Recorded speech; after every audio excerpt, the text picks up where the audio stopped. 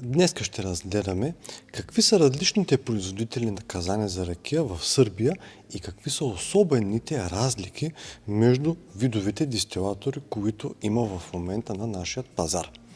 Днес съм отворил за вас един 200 литров модел от серията Стабил, който е на марката DES.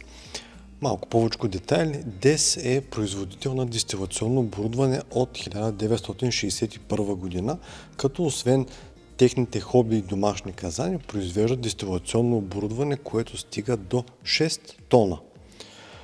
Нека обаче да разграничим особеностите, които, разбира се, всеки един човек го интересуват най-много. Първото е охладителят. Защо вместо старите големи така наречени варели с намотана спираловидна серпентина, вече се появява ето този вид охладител. Съкратената версия. Метът е много добър топлообменен метал. Това е вярно. Разликата тук е изцяло в инженерното изчисление на новите нераждаеми охладители. Обяснявам и защо. Охладителите, които обслужват казани от тази големина, побират вода около 500 литра. Това е много голям топлинен резерв, който серпентината улавя, за да може да кондензира парите от алкохолата. За разлика от това, охладителите от новото поколение имат 30 литров капацитет. Вътрешната им структура не е с медна серпентина, а е с вертикални нераждаеми тръби. По този начин, освен че охлаждащият път е по-голям, самият топлообмен на водата е по-малък. Изчислено е, че за 4 часа и половина варка такъв охладител изхарчва не повече от 250-60 литра вода. Това е 2 пъти по-малко вода, отколкото старите големи охладители побират по принцип. Не говоря изобщо за циркулирането. Така че самата охлаждаща мощност на охладителят е в пъти по-добра, отколкото старите модели с серпентините от мед. Другите особености, които мога да ви кажа, на първо място това са водните жлебове. Старата технология, която запечатва казаните с вода, това е тотално премахнато.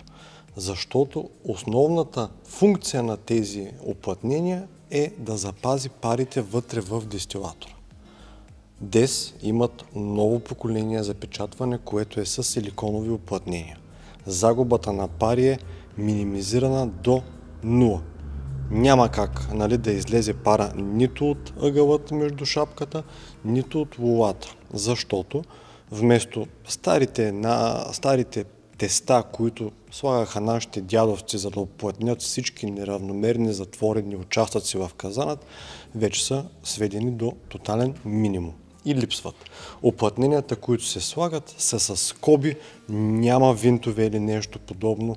Има просто високо термоустойчиви уплътнения.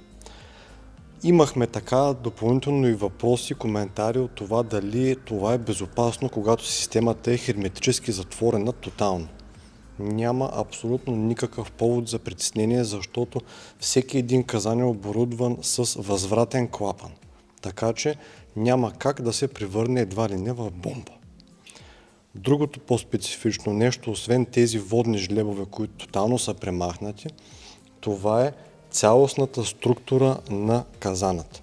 Визуално казаните от този тип, това е серия Стабил, те са 120, 160 и 200 литра. Разполагат с един и същи охладител. Единствената разлика е височината. Те се разделят, примерно ви казвам 120 литра, 160 литра и този, който е пред вас, е 200 литров модел. Другото в допълнение, това е вече най-специфичното, разбира се, за казаните за ракия от сръбските производители, това е самият материал. Материалът, който се използва за направата на такъв вид дестилатор е с чистота 99,99%. Няма производител, който да заложи на името си като тях и да не използва висококачествени материали за казаните си. Запечатването на казанът, дори на самият вход, в който се налива материалът, е по-различен. защото много лесно се отваря само с един винт, зарежда се и се затваря след което.